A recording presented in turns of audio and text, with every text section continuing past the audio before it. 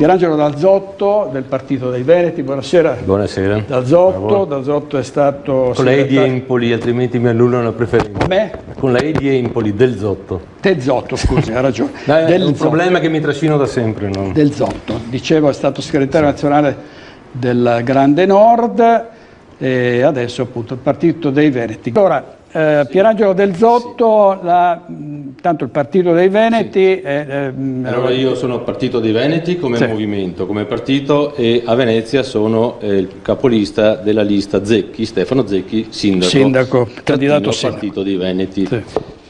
Io stasera sono imbarazzato e credo che anche i nostri telespettatori siano imbarazzati, perché leggo 1037 giorni da quando io, come tanti altri, io ho anche dato 2,62 €, sono finito sui giornali, perché quel giorno della conferenza stampa ho portato i miei 2,62 €, che sarebbe 14 milioni di euro, diviso agli votanti, agli elettori del Veneto.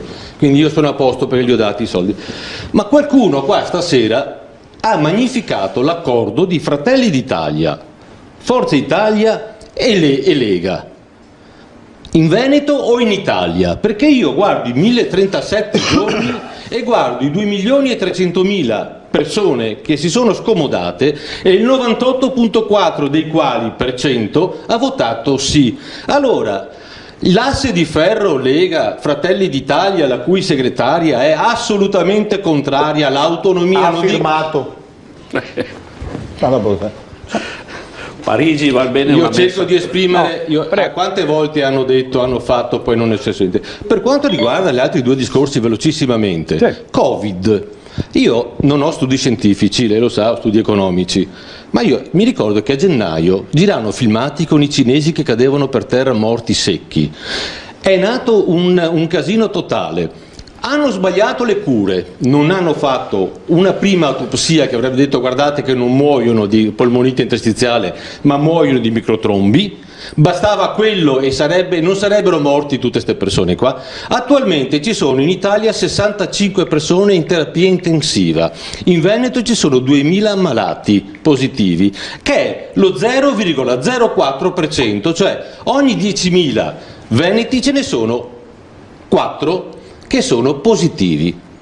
Io credo che ci siano tanti altri, io non voglio portare nera, poi magari domani mattina mi ammalo io, ma voglio dire, qua si è secondo me preso un granchio catastrofico che poi si è rivelato anche tale economicamente parlando. Uragani. Io sono di Venezia, alla fine degli anni 60 è successa la tromba d'aria che ha capovolto un motoscafo, non mi ricordo, 8 morti, 10 morti e un sacco di feriti. Una porta dello stadio di Venezia non l'hanno più trovata, è sparita, non è più stata trovata una porta dello stadio di calcio. Quindi do in parte ragione a Benvenu, perché Dio ha inventato l'acqua e Dio ha inventato il terreno che assorbe l'acqua. Ma se io vado a Genova, o se vado a Cortina, o se vado a Verona, quel che ho visto, se in discesa dove c'era il terreno fate asfalto e cemento, l'acqua deve correre da qualche parte e quindi fa fiume e quindi fa disastro. Quindi in quota parte è il clima che forse è cambiato, ma è l'uomo che sta facendo i disastri. Parlo per me che sono veneziano e potrei parlare anche di disastri che qualcuno sta facendo o vorrebbe fare in Laguna di Venezia. Poi non lamentiamoci, perché non è cattiva la pioggia, non è cattivo il maltempo, non è cattiva la tromba d'aria, è cattivo l'uomo che mette il territorio nelle condizioni di farsi sopraffare, perché è vero, perché poi ci si ricorda delle cose di ieri, ma se io retrocedo, ne ho abbastanza di anni, io sono gemello di Falcao, quindi sono abbastanza vecchio, io ne ho viste di trombe d'aria, io ne ho visti di disastri, io ho visto l'acqua alta del 66, io l'ho vista. Quindi non è vero che adesso è diverso, abbiamo la memoria corta, ma è comunque opera dell'uomo, in parte. Leggera premessa sul discorso di Zaia, che io mi auguro abbia il 70%, non l'80%, perché finalmente non ci sarà più il voto utile e quindi Zaia vincerà e l'opposizione, della quale mi faccio onore di appartenere, potrà avere la sua dimensione, quindi che prenda pure il 70%. Non ci sarà più la Moretti che obbligherà il voto utile, non ci sarà più Carraro che obbligherà il voto utile, non ci sarà più Bortoluzzi che... Venezia, noi andiamo alle amministrative, penso sia la città, il comune più grande che va il voto, credo, no? Sì.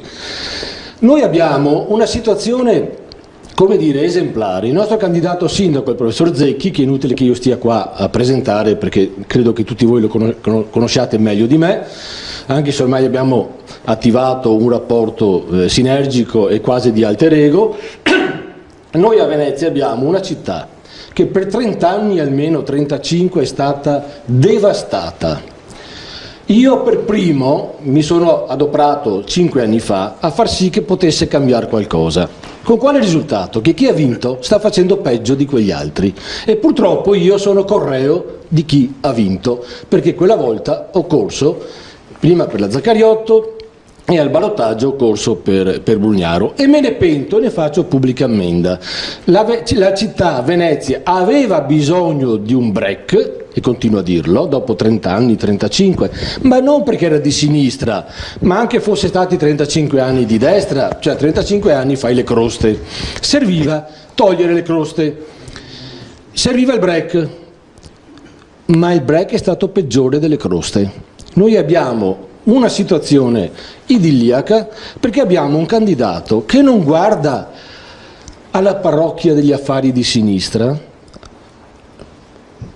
quelli così, la solidarietà, non guarda gli affari della destra, l'imprenditoria, ma ha una visione che gli altri candidati non hanno, una visione che vede Venezia come capitale culturale, artistica d'Europa, e Mestre finalmente diventi una città come Treviso, come Padova, come Vicenza, come Verona, come Belluno e come Rovigo, perché Mestre oggi è l'appendice sfigata di una città sfigata che è Venezia. Quindi noi vogliamo una visione, il professor Zecchi e io sono con lui, noi tutti 36 siamo con lui, proponiamo una visione per la città e una visione anche per Mestre. Mestre è l'unica città che quando scendi dalla stazione non trovi un parco verde.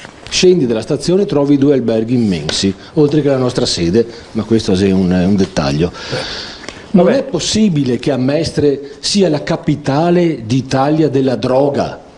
Ha peggiorato una situazione, perché 5 anni fa era comunque così la situazione, ma non così peggiore. Quindi 5 anni hanno peggiorato una situazione cristallizzata da 30 a 35, perché se io risalgo a Pellicani, risalgo quando era vice, perché sapete, come dico sempre, quando uno muore dopo diventa bravo, bello e buono, ma finché in vita qualche malanno lo fa, e quindi Pellicani, papà, ha sulla coscienza qualcosa, assieme a lui era vice, il sindaco era l'avvocato, che adesso mi sfugge il nome e me ne scuso, Pink Floyd, tanto per capirsi, no? Ecco, città devastata, inizialmente con Pink Floyd. Io sono stato a Montalcino una trentina di anni fa, ho visto una città, un paese di plastica, ho detto mio Dio, non sarà mica così il futuro di Venezia. Il futuro di Venezia è così. Pierangelo del Zotto, no? Ricordiamo il referendum costituzionale bocciato dagli italiani, era quello di Renzi, e lì insomma si capì che più che votare il merito della riforma che prevedeva l'abolizione del Senato, si votò per cancellare Renzi, e così fu.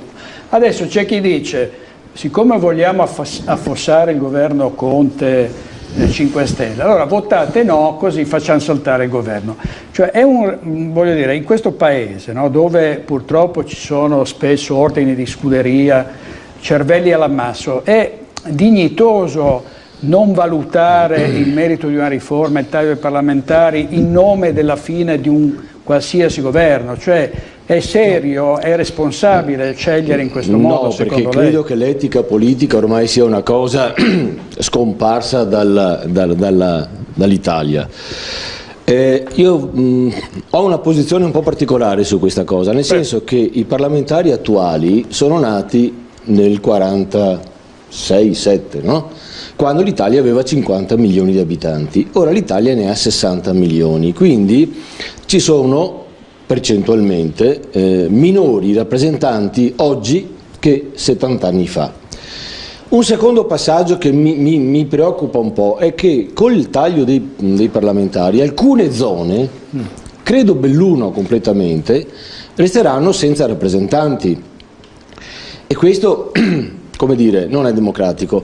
Il mio punto di vista è che sono assolutamente favorevole ad alleggerire la macchina, ma io la alleggerirei in un'altra maniera, tagliando del 40% gli stipendi dei parlamentari, che poi tra l'altro se uno viene dalla Val d'Aosta e va a Roma ha un viaggio, ha un disagio, ma i parlamentari romani, quelli che vivono a Roma, prendono gli stessi soldi del parlamentare che vive in Sicilia, e questo non è corretto secondo me. E quindi la rappresentanza in qualche maniera va conservata, anche se ridotta rispetto a 70 anni fa. La macchina va alleggerita. Quale sia la posizione corretta io non lo so. Io così epidermicamente sarei per ridurre lo stipendio, il gettone, stipendio, come lo chiamiamo? Stipendio? Stipendio? È uno stipendio, vero? Sono dipendenti, sì. Ma guardi che le trasferte sono pagate, eh? Sì. Sì, dettaglio. Ma certo che sì, ma guarda, io ho fatto l'assessore a 0 lire per 4 anni e 3 mesi prima che Tosi mi mandasse via, anzi dopo 6 mesi che Tosi mi aveva espulso perché la Zaccariotto non voleva mandarmi via, ma io abitando al Lido ho fatto 4 anni e 3 mesi con 0 nel rimborso spese, perché usavo il mio abbonamento al motoscafo Vaporetto, usavo il mio cellulare quando non avevo ancora il traffico illimitato, quindi spendevo una ricarica alla settimana. Ritengo comunque che qualche privilegio sicuramente vada tolto. Non andrei a toccare il numero di parlamentari, ma ripeto, devo ancora focalizzare il mio punto di vista e quindi non so ancora cosa farò. La macchina va sicuramente alleggerita e deve costare sicuramente molto e molto di meno, anche perché i collegi non sono tutti uguali, ma al sud sono più piccoli e, provocazione, leggetela come volete, io conosco parecchia gente che non è nata in Veneto, che rappresenta il Veneto, conosco poca gente veneta che rappresenta la Sicilia, la Calabria o le Puglie, non so se mi so spiegare.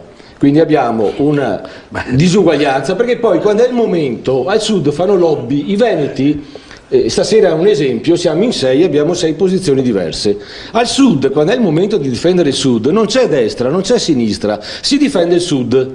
Invece noi siamo qua e spacchiamo i capelli in 4. Perché siamo veneti, anche se io sono Friuli Veneto, ma il mio cognome è del 1252, quindi sono sicuramente Friuli Veneto perché Budoia, Sacile, quando hanno fatto le regioni, Pordenone voleva restare in Veneto, invece l'hanno messo in Friuli. Ecco, per dire, quindi sicuramente la macchina va alleggerita. Sul taglio ho le mie perplessità.